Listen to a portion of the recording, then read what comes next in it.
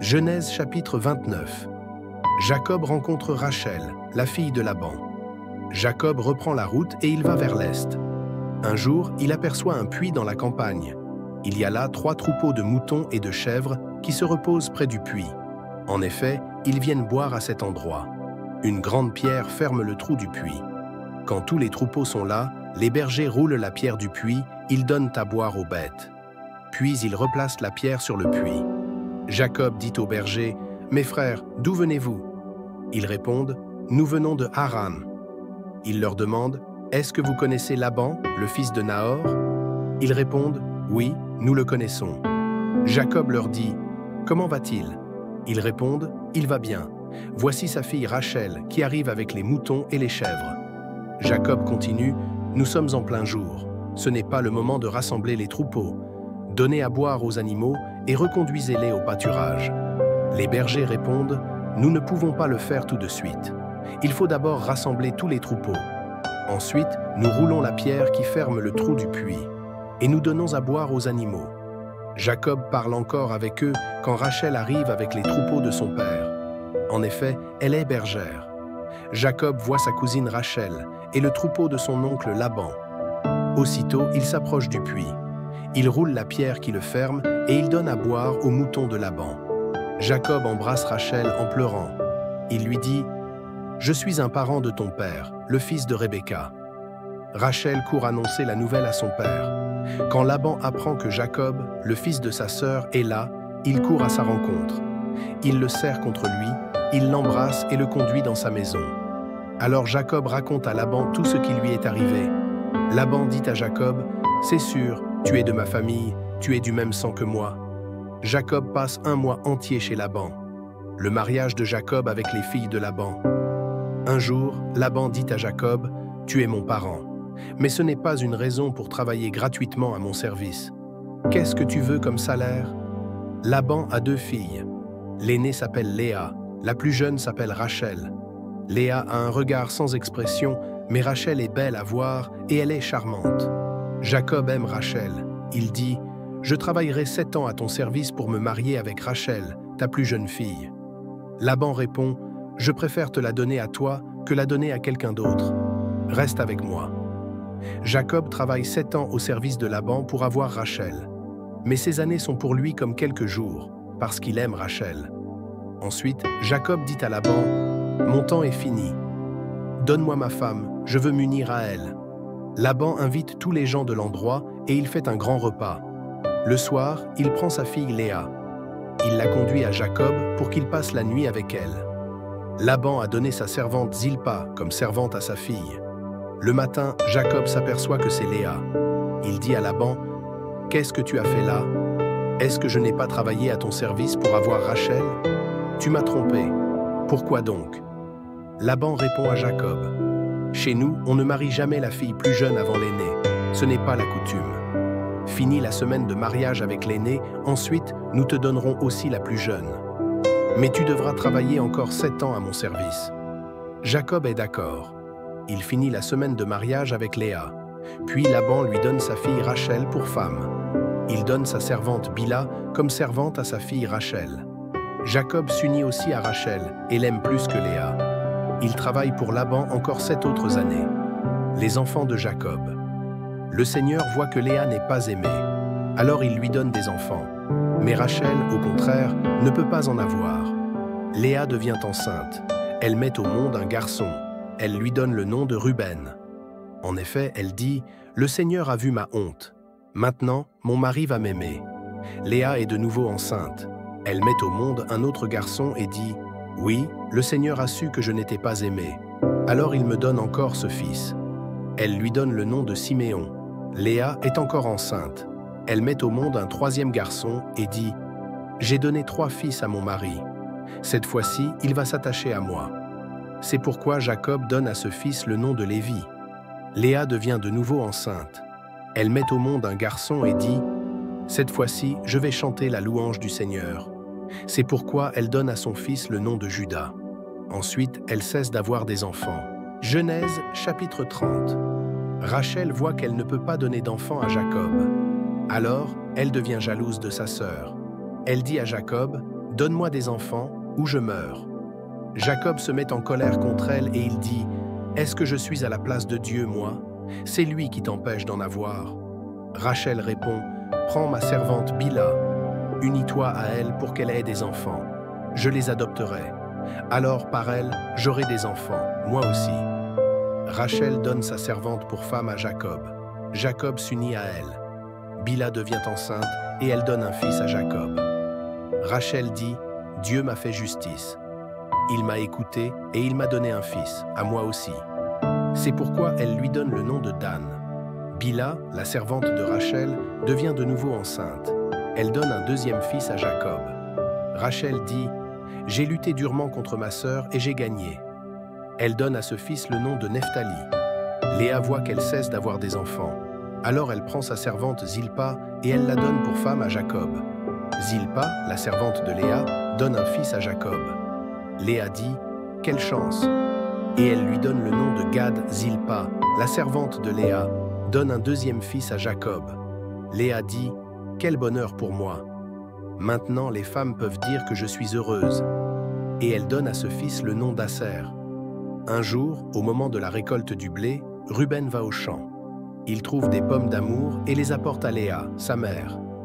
Alors Rachel dit à Léa « S'il te plaît, donne-moi quelques pommes d'amour de ton fils. » Léa lui répond « Tu as déjà pris mon mari. Est-ce que cela ne te suffit pas? Tu veux en plus prendre les pommes d'amour de mon fils ?» Rachel continue « Eh bien, si tu me donnes les pommes d'amour, Jacob passera la nuit avec toi. » Le soir, Jacob revient des champs. Léa sort à sa rencontre et dit « Tu dois passer la nuit avec moi. J'ai acheté ce droit en donnant les pommes d'amour de mon fils. » Jacob passe donc la nuit avec elle cette nuit-là. Dieu entend la prière de Léa. Elle devient enceinte et elle donne à Jacob un cinquième fils. Léa dit « Dieu m'a récompensé parce que j'ai donné ma servante à mon mari. » Et elle donne à ce fils le nom d'Issachar. Léa devient de nouveau enceinte. Elle donne un sixième fils à Jacob. Elle dit « Dieu m'a fait un beau cadeau. Cette fois-ci, mon mari va m'honorer. » En effet, je lui ai donné 6 fils. Et elle donne à ce fils le nom de Zabulon. Plus tard, elle met au monde une fille. Elle lui donne le nom de Dina. Alors Dieu se souvient de Rachel. Il entend sa prière et la rend capable d'avoir un enfant. Rachel devient enceinte et elle met au monde un fils. Elle dit « Enfin, Dieu a enlevé ma honte. » Elle donne à son fils le nom de Joseph en disant « Que le Seigneur me donne encore un autre fils. » Jacob devient riche. Après la naissance de Joseph, Jacob dit à Laban « Laisse-moi partir pour aller chez moi, dans mon pays. Permets-moi de partir avec mes femmes et mes enfants. C'est pour elles que j'ai travaillé à ton service. Tu sais bien tout le travail que j'ai fait chez toi. » Laban répond « Sois bon pour moi, écoute-moi. Mes dieux m'ont fait savoir que le Seigneur m'a béni à cause de toi. Dis-moi le salaire que tu veux, je te le donnerai. » Jacob lui dit « Tu sais comment je t'ai servi et ce que ton troupeau est devenu grâce à moi. Avant mon arrivée, tu possédais peu de choses. Maintenant, tu en as beaucoup, et le Seigneur t'a béni depuis que je suis chez toi. Est-ce que le moment n'est pas venu pour que je travaille aussi pour ma famille ?» Laban demande « Qu'est-ce que je dois te donner ?» Jacob répond « Tu ne dois rien me donner. Si tu acceptes ce que je vais te demander, je suis prêt à m'occuper de ton troupeau et à le garder comme avant. Aujourd'hui, je regarderai de très près toutes les bêtes. Je mettrai à part tous les moutons qui ont des taches de couleur, petites ou grandes, tous les moutons de couleur sombre, toutes les chèvres qui ont des taches, petites ou grandes. Ce sera mon salaire. Plus tard, tu pourras voir si je suis honnête en venant contrôler mon salaire. Toutes les chèvres qui n'auront pas de taches, petites ou grandes, tous les moutons qui ne seront pas de couleur sombre seront des bêtes que j'aurai volées. » Laban répond « C'est bien, je suis d'accord avec ce que tu proposes. » Mais le jour même, Laban met à part les boucs qui ont des raies et des taches, toutes les chèvres qui ont des taches, petites ou grandes, et les moutons de couleur sombre ou avec un peu de blanc. Il les confie à ses fils. Puis il les envoie à 3 jours de marche, loin de Jacob, qui garde le reste du troupeau de Laban. Alors Jacob prend des branches vertes de 3 arbres différents. Il découpe des petites bandes d'écorce pour laisser apparaître des raies blanches sur le bois. Il met les bâtons rayés dans les abreuvoirs, sous les yeux des moutons et des chèvres. En effet, les bêtes s'accouplent facilement quand elles viennent boire. Les bêtes s'accouplent donc devant les bâtons. Et les chèvres font des cabris qui ont des raies avec des taches, grandes ou petites. Jacob met des moutons à part. Il les fait regarder les moutons de Laban qui ont des raies ou qui sont de couleur sombre. De cette façon, il forme des troupeaux à lui et il ne les mélange pas avec les bêtes de Laban. Chaque fois que de belles bêtes veulent s'accoupler, Jacob met les bâtons sous leurs yeux dans les abreuvoirs pour qu'elles s'accouplent devant ces bâtons. Mais quand les bêtes sont maigres, il ne met pas de bâtons. Ainsi les bêtes maigres sont pour Laban et les belles bêtes sont pour Jacob. Jacob s'enfuit de chez Laban. Jacob devient de plus en plus riche. Il possède beaucoup de moutons et de chèvres, des servantes et des serviteurs, des chameaux et des ânes. Matthieu chapitre 12, 45. Les pharisiens sortent et ils se réunissent pour voir comment faire mourir Jésus. Jésus est le serviteur que Dieu a choisi. Quand Jésus apprend cela, il quitte cet endroit. Beaucoup de gens le suivent. Jésus les guérit tous et il leur commande sévèrement « Ne dites pas qui je suis ». Ainsi se réalise ce que le prophète Ésaïe a annoncé. Dieu dit « Voici mon serviteur que j'ai choisi, celui que j'aime. Je l'ai choisi avec joie. Je mettrai mon Esprit Saint sur lui et il annoncera le droit au peuple. Il ne se disputera avec personne, il ne criera pas. On ne l'entendra pas faire des discours dans les rues. Il ne cassera pas le roseau abîmé, il n'éteindra pas la flamme qui faiblit. Il agira de cette façon jusqu'à ce qu'il donne la victoire au droit, et les peuples espéreront en lui. Jésus chasse les esprits mauvais. Des gens amènent à Jésus un homme qui est aveugle et muet à cause d'un esprit mauvais. Jésus le guérit. Alors l'homme se met à parler et il voit clair. Toutes les foules sont très étonnées et elles disent « Cet homme est peut-être le fils de David ». Mais quand les pharisiens entendent cela, ils disent « Cet homme ne chasse les esprits mauvais qu'avec le pouvoir de Satan, qui est leur chef ». Jésus connaît leurs pensées et il leur dit « Quand les habitants d'un royaume font la guerre entre eux, ce royaume est détruit. Quand les gens d'une ville ou d'une famille se battent entre eux, cette ville ou cette famille ne peuvent pas continuer à exister. Si Satan, l'esprit du mal, chasse l'esprit du mal, il est en guerre contre lui-même. Alors, comment son royaume peut-il continuer à exister? Vous dites, c'est Satan qui lui donne le pouvoir de chasser les esprits mauvais. Mais alors, qui donne à vos amis le pouvoir de chasser ces esprits? Ainsi vos amis eux-mêmes montrent que vous avez tort. Mais moi, c'est l'Esprit de Dieu qui me donne le pouvoir de chasser les esprits mauvais. Le royaume de Dieu est donc arrivé jusqu'à vous. Quand quelqu'un veut entrer dans la maison d'un homme fort et prendre ses richesses, il doit d'abord attacher l'homme fort. Alors il pourra tout prendre dans la maison. Celui qui n'est pas avec moi est contre moi. Celui qui ne m'aide pas à rassembler le troupeau, il le fait partir de tous les côtés.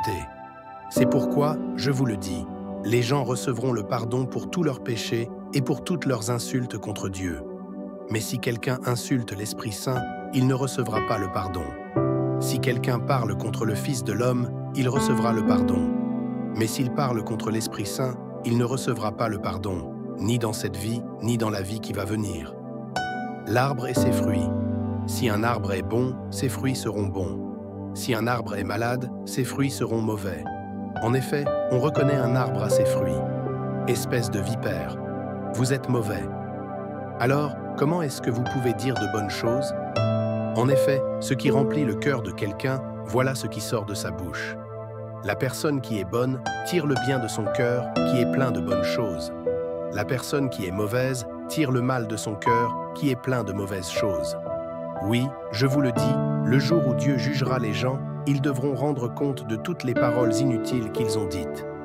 En effet, c'est d'après tes paroles que Dieu dira si tu es innocent ou coupable. Jésus répond à ceux qui lui demandent un miracle.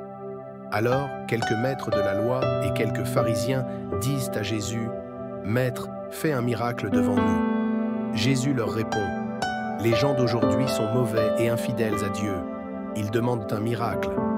Mais les gens verront un seul miracle, ce qui est arrivé au prophète Jonas. Oui, Jonas a passé 3 jours et 3 nuits dans le ventre du grand poisson. De la même façon, le Fils de l'homme passera 3 jours et 3 nuits dans la terre. Les gens de Ninive ont changé leur vie quand ils ont entendu Jonas. Et il y a ici quelqu'un de plus important que Jonas. C'est pourquoi, quand Dieu jugera les gens, les habitants de Ninive se lèveront en face des gens d'aujourd'hui et ils les accuseront. La reine du pays du Sud est venue du bout du monde pour entendre les paroles pleines de sagesse de Salomon. Et il y a ici quelqu'un de plus important que Salomon.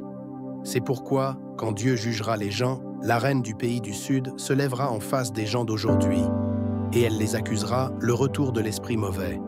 Quand un esprit mauvais est sorti d'une personne où il habitait, il va et vient dans des endroits secs. Il cherche un lieu pour se reposer, mais il n'en trouve pas. Alors il se dit « Je vais retourner dans ma maison que j'ai quittée ». Il y retourne. Il voit que la maison est vide, balayée, bien arrangée. Il va donc chercher 7 autres esprits encore plus mauvais que lui. Ils entrent et ils s'installent dans la maison. Après cela, cette personne est dans un état encore plus grave qu'au début. Eh bien, c'est ce qui arrivera aux gens mauvais d'aujourd'hui.